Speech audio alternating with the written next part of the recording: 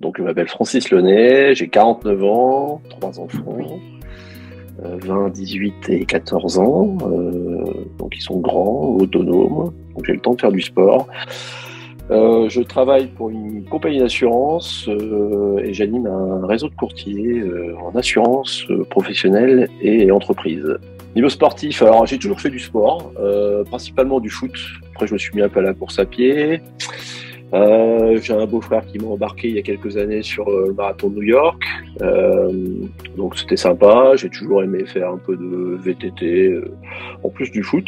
Et du coup, je me suis mis à faire du triathlon. J'ai des copains qui s'étaient inscrits à l'Ironman de Nice, donc je m'y suis inscrit, j'ai acheté un vélo de route, j'ai bien préparé, j'ai bien fini. Puis depuis, mes copains de triathlon font aussi du trail, et je me suis mis au trail et j'ai préparé, j'ai fait la Diagonale des Fous. Qu'est-ce qui t'a amené à la préparation mentale? Qu'est-ce que tu es venu y chercher? Alors en fait, pendant le premier confinement, j'avais assisté à une conférence d'un entraîneur de trail qui avait abordé le sujet, sans rentrer dans le détail. Ça m'intéressait. J'ai un domaine où je me dis, ce serait bien que j'y jette un coup d'œil, voir ce que ça peut m'apporter. Moi, je fais de plus en plus de sport. J'ai fait un premier trail, je crois que c'est en septembre 2020. J'y suis allé, j'étais pas prêt et j'ai galéré pendant tout le trail, pendant 70 bornes. Je me suis dit, qu'est-ce que je fous là? S'il y a une voiture qui passe, je l'arrête, je retourne à l'arrivée, j'abandonne. J'en ai chié dur. Donc, à l'issue de ça, je me suis dit, bon, soit j'arrête le trail, c'est pas fait pour moi. Puis petit à petit, avec le temps, les copains avec qui je cours, on s'est un peu monté la tête pour faire la Diagonale des Fous. On s'inscrit en janvier. Et là, je me suis dit, ok, j'y vais, mais faut que je me fasse accompagner mentalement parce que je veux pas revivre ce que j'ai vécu au mois de septembre dans les Vosges. D'une part, ma crainte, c'est de ne pas aller au bout de cette course. Donc si je m'inscris, je me donne tous les moyens qu'il faut pour aller au bout, pour pas abandonner. Et la préparation mentale en fait partie. Voilà. Alors du coup, ce travail de préparation mentale, finalement, quels sont les résultats concrets que tu as pu obtenir, alors que ce soit d'un point de vue résultat par rapport à des objectifs de course, de temps, de placement, et où ce que tu as obtenu comme résultat en termes de capacité mentale que tu as pu intégrer, mobiliser, mettre en œuvre?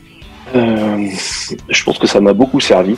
Parce que moi, au départ, je partais du principe où je fais un trail, même un ultra. Si je le prépare bien, je vais pas souffrir et je vais aller au bout. Parce que j'aurais fait ce qu'il faut en préparation. Sauf qu'avec la préparation mentale et tout le travail qu'on a fait ensemble, tu m'as fait prendre conscience que les moments difficiles, il y en aurait, mais il faut les identifier et les gérer. Et donc tu m'as apporté tous les outils qui vont bien pour ça. Du coup, ça c'est tout le travail qu'on a fait en amont, y compris dans les courses de préparation. Avant la Diag. Et du coup, je suis arrivé à la Diagonale des Fous. Alors, l'objectif, il était atteint parce que je suis allé au bout. Le deuxième objectif, c'est j'ai pris énormément de plaisir. J'y allais pour prendre du plaisir parce que on avait préparé ça et puis j'ai pris énormément de plaisir. Je suis arrivé en étant confiant, en me disant j'ai fait ce qu'il fallait en termes de préparation mentale, physique. Et du coup, ça m'a permis de terminer la course et d'une façon dont je n'aurais même pas imaginé quelques mois avant, quoi. Oui, parce que de mémoire, effectivement, il y avait deux. On a travaillé sur 2 points. C'est que dans la fixation d'objectifs, c'était de dire ok, j'ai une ambition de faire un chrono. Ça doit rester là, mais à la limite, je ne dois pas me focaliser que dessus. Il y avait cette barrière des moins de 48 heures. Il y avait ça, et puis il y avait aussi un petit peu le regard des copains, parce que quand on part à plusieurs, il peut y avoir un petit peu cette tendance à se regarder, et tout ça pouvait à la fois concourir aussi finalement à te mettre une forme de pression, de peur de ne pas réussir. Et puis le deuxième travail, en effet, c'est ce que je viens de souligner, c'est qu'il y avait, et ça a été un petit peu une croyance qu'il a fallu faire lever, c'est que pour moi, réussir sa course, c'est avoir zéro douleur, zéro souffrance, alors que quand on part sur l'ultra, il va y en avoir. Par contre, un esprit préparé, c'est un cerveau qui a déjà imaginé des stratégies, donc des stratégies d'adaptation. Et finalement, ce qui au début était des souffrances, finalement, je crois que tu vas pouvoir témoigner, mais finalement, ça n'a pas été tant que ça des souffrances, puisque tu as été préparé. C'est exactement ça. C'est ce qu'on avait identifié dans les courses de préparation. Je me souviens, tu m'avais fait remplir un questionnaire en disant quand tu as un moment difficile, tu notes ce que tu ressens, tu notes ce que tu dis, tu notes ce que tu fais. Et c'est exactement ça. Il y avait deux grosses difficultés. La première, c'est souvent dans les débuts de course, physiquement j'ai mal au mollet et là je me dis qu'est-ce que je fous là, je vais jamais pouvoir aller au bout. Et puis finalement après avec le temps ça passe. Mais bon, tu m'as aidé à travailler ces périodes difficiles. Et la deuxième aspect, comme tu disais, c'est quand je me fais doubler par mes copains, je me dis ça m'en met un coup derrière la tête. Donc avec tout le travail qu'on a fait ensemble, je suis arrivé en étant préparé à gérer ces moments-là. Et puis au-delà de ça, je pense que tout le travail qu'on a fait avec les outils que tu m'as appris et puis les échanges qu'on a eus, moi je suis arrivé en pleine confiance en me disant j'y vais pour me faire plaisir. Voilà, si tout va bien, plutôt que de me dire il faut que je fasse tel temps, si tout va bien, j'essaierai de faire entre 40 et 50 heures, si ça se passe bien. Et puis, si ça va encore mieux, j'essaie de finir devant les copains. Mais la priorité, c'est d'aller au bout de la course et de prendre du plaisir. C'est exactement ça. C'est ça. Et de rester bien concentré sur ce qu'il faut mettre en place au fur et à mesure que la course se déroule, sans avoir un esprit qui part sur les copains ou qui reste trop sur les douleurs. Alors, on a déjà un petit échange en aparté, mais moi, ce que j'ai trouvé extraordinaire, c'est que cette douleur qui était souvent dans nos échanges parce qu'elle était réelle, de mémoire, que tu m'as dit, finalement, je me souviens presque de ne pas avoir eu mal. Ah ouais, c'est ça. Hein. C'est ça, franchement, alors, j'étais préparé, et puis, même là, quand on en reparle, peut-être dans la première nuit, dans les 3-4 premières heures, j'ai eu quelques moments où là, j'ai dû mettre en route des process, notamment l'imagerie mentale, où j'ai identifié ce moment où je me suis dit, là, je commence à avoir mal. Mais de mémoire, ça n'a pas duré longtemps. Et franchement, aujourd'hui, je m'en souviens presque plus et je me souviens que des bons moments. Donc je pense que, alors, il y a eu des effets directs de la préparation mentale où moi, j'ai dû utiliser les outils qu'on avait travaillé ensemble.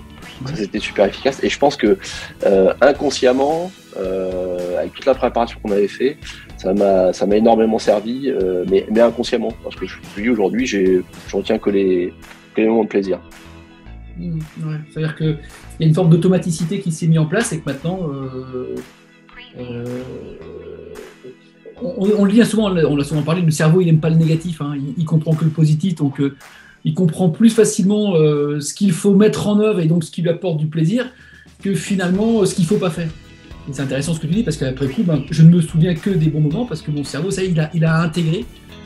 Et en fait, c'est cette zone, qu'on appelle cette zone de confort que j'ai su élargir. C'est comment j'ai réussi à trouver du confort dans l'inconfort. C'était un petit peu ça, en fait. Hein. Ouais, c'est ça, exactement. Bon, puis alors tu peux le dire parce que c'est que t'es un mec humble, mais bon, t'as quand même pulvérisé ton objectif puisque t'as fait de mémoire. Alors, mon objectif, c'était de finir. Hein. Ouais, alors maintenant, on peut se dire après. Non, oui, après, entre 40 et 50 heures, parce que j'ai des références de copains qui l'avaient fait en 44 heures. Voilà, je me situe à peu près au même niveau et j'ai fait 38 heures 19. Ouais.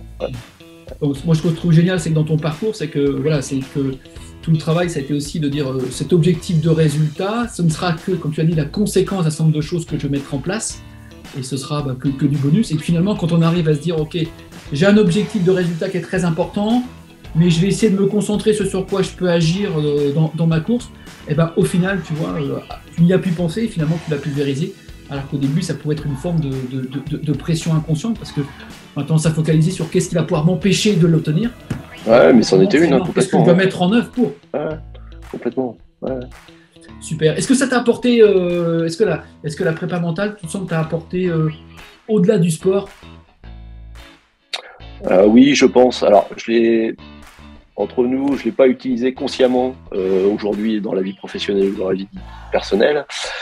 Mais je pense que ça peut me servir, tout ce qui est outils, fixation d'objectifs, gestion des situations de stress, ça me servira. Et ça fait aussi partie des raisons pour lesquelles je me suis intéressé à cet aspect-là, au-delà du trail et de la préparation des régionales des France. Super. Tes prochains objectifs, Francis?